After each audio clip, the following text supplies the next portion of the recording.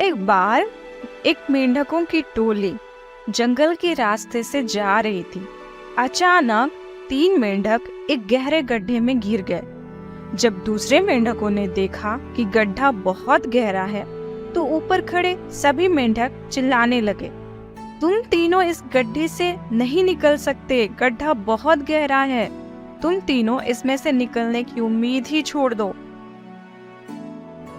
उन तीनों मेंढकों ने शायद ऊपर खड़े मेंढकों की बात नहीं सुनी और गड्ढे से निकलने के लिए लगातार वो उछलते रहे। बाहर खड़े मेंढक लगातार कहते रहे, तुम तीनों बेकार में मेहनत कर रहे हो, तुम्हें हार मान लेनी चाहिए, तुम तीनों को हार मान लेनी चाहिए, तुम नहीं निकल सकते।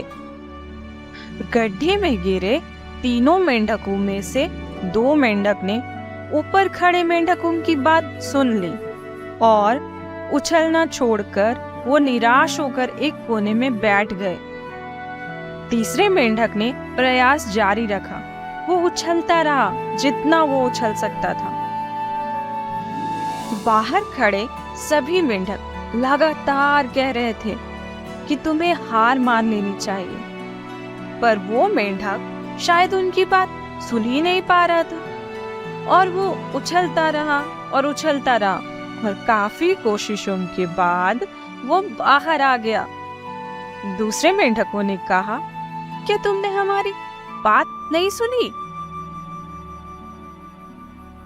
उस मेंढक ने इशारा करके बताया कि वो उनकी बात नहीं सुन सकता क्योंकि वो बहरा है, सुन ही नहीं सकता। इसलिए वो किसी की भी बात नहीं सुन पाया। वो तो ये सोच रहा था कि सभी उसका उत्साह बढ़ा रहे हैं। इस कहानी से हमें 3 सीख मिलती है। पहला ये कि जब भी हम बोलते हैं उसका प्रभाव लोगों पर पड़ता है, इसलिए हमेशा पॉजिटिव बोलें। दूसरा ये कि लोग चाहे जो भी कहें, हमें अपने ऊपर पूरा विश्वास रखना चाहिए और पॉजिटिव सोचना चाहिए। और तीसरा ये कि कड़ी मेहनत, अपने ऊपर विश्वास और पॉजिटिव सोच से ही हमें सफलता मिलती है।